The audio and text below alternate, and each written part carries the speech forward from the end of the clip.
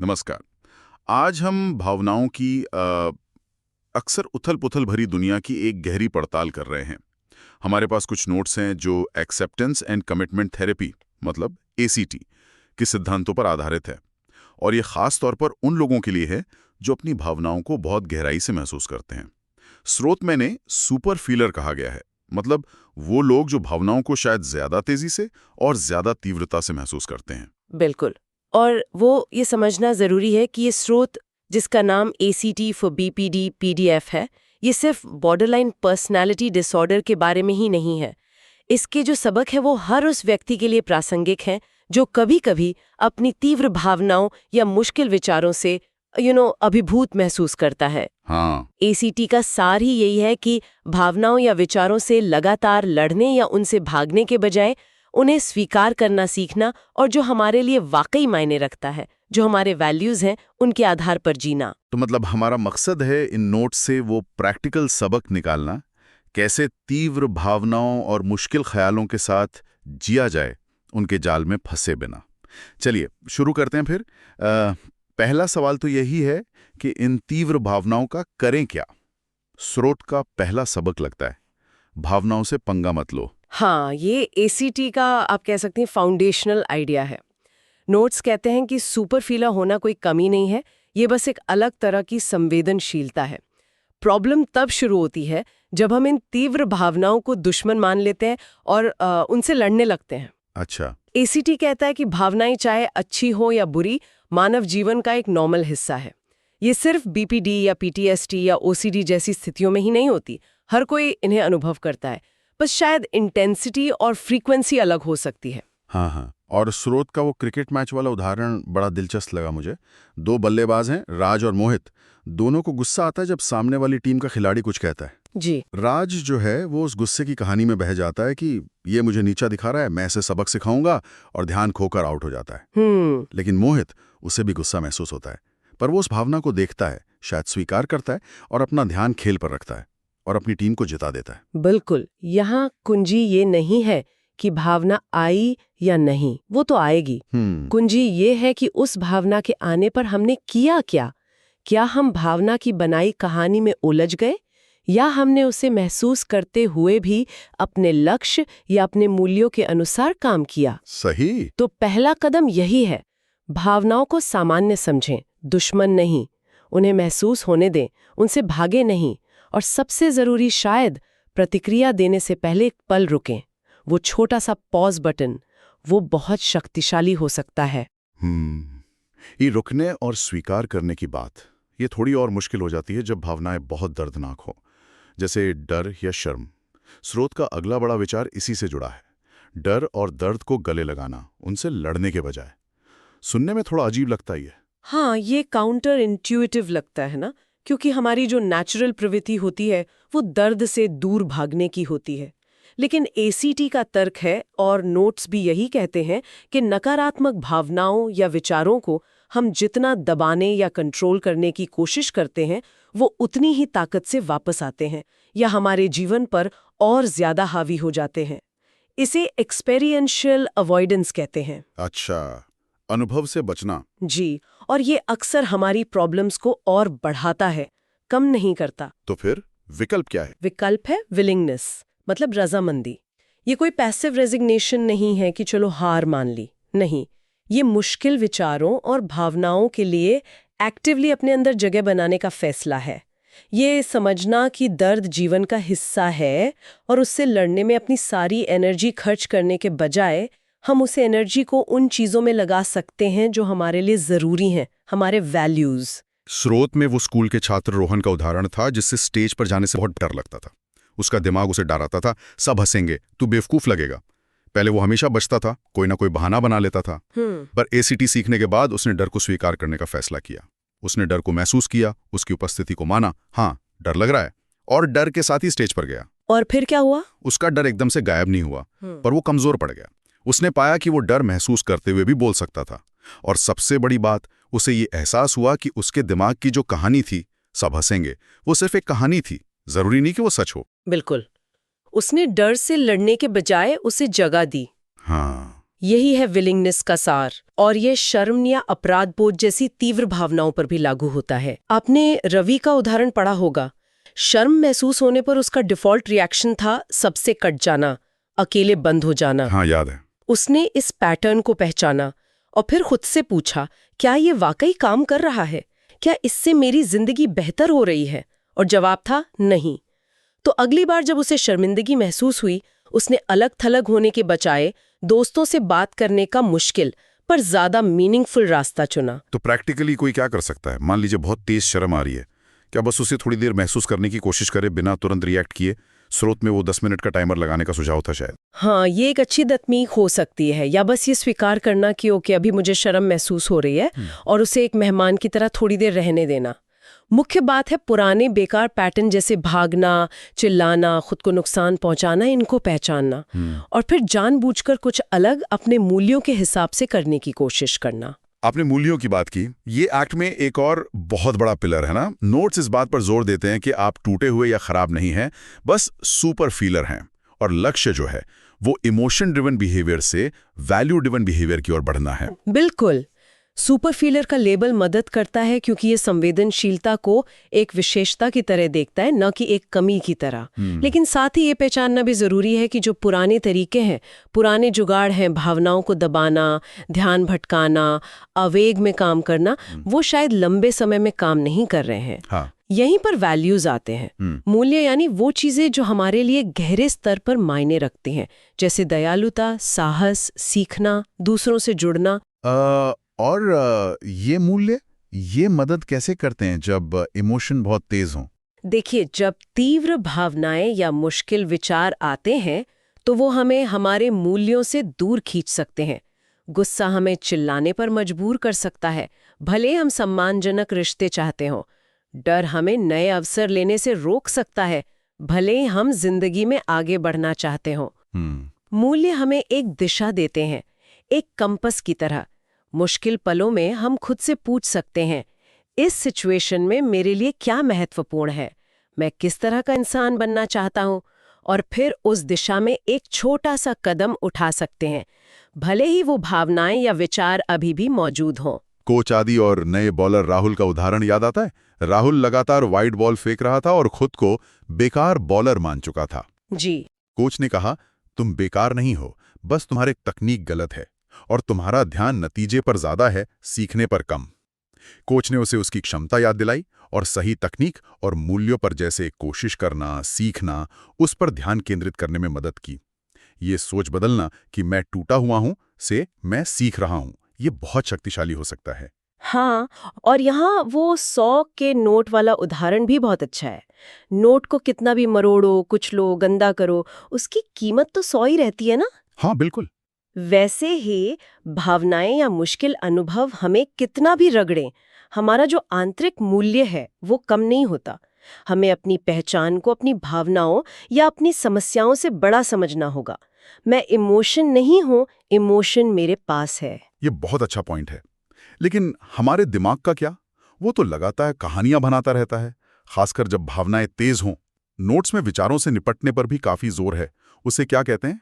Diffusion. Diffusion, ये ACT का एक और बहुत महत्वपूर्ण हिस्सा है। इसका मतलब है विचारों से अलग होना सीखना, उन्हें हुक की तरह हमें फंसाने न देना।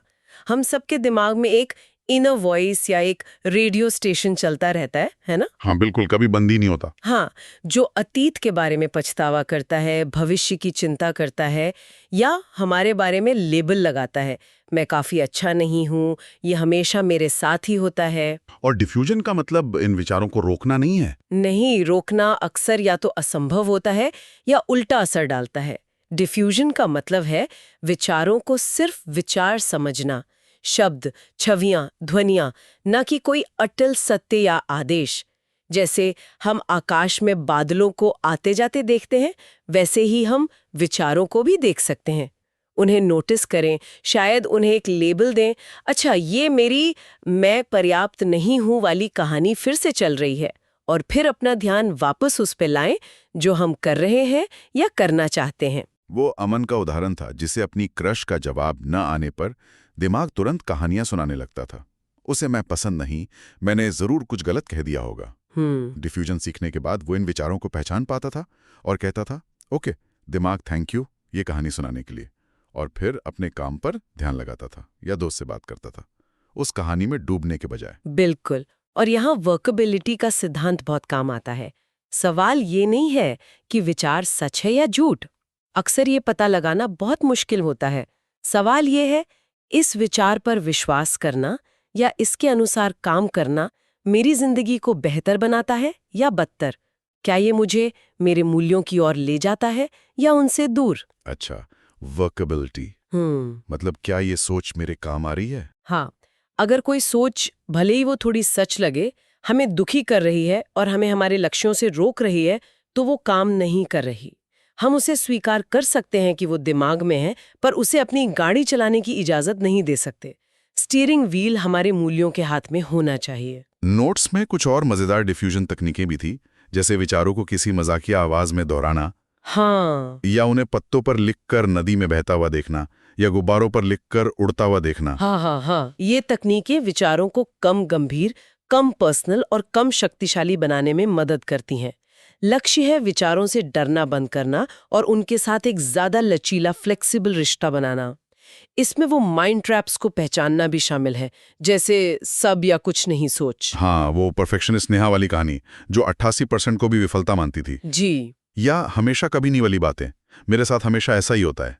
जब हम इन पैटर्न को पहचान लेते हैं तो उनसे अलग होना, डिफ्यूज होना आसान हो जाता है। ये सब तो हो रहा है भागी और भावनात्मक काम, पर स्रोत शरीर पर भी ध्यान देने की बात करता है, बॉडी अवेयरनेस। हाँ, क्योंकि मन और शरीर जुड़े हुए हैं बहुत गहराई से।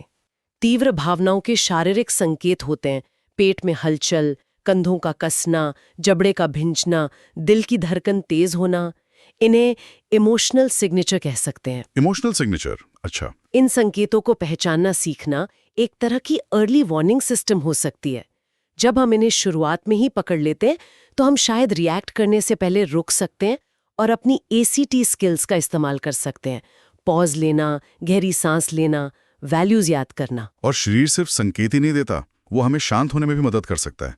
आपने ग्राउंडिंग की बात की। बिल्कुल, ग्राउंडिंग तकनीकें यहीं काम आती हैं। ये हमें तीव्र भावनाओं या विचारों के बवंडर से निकालकर वर्तमान क्षण में अपने शरीर में वापस लाती हैं। गहरी सांस लेना सबसे सरल और शक्तिशाली तकनीकों में से एक है। पेट से गहरी सांस लेना। हाँ, वो 5, 4, 3, 2, 1 तकनीक भी बहुत अच्छी है। 5 चीजें देखो, 4 चीजें छुओ, 3 आवाजें सुनो, 2 गंध महसूस करो, 1 स्वाद चखो। ये हमारी इंद्रियों के माध्यम से हमें यहीं अभी में ले आती है।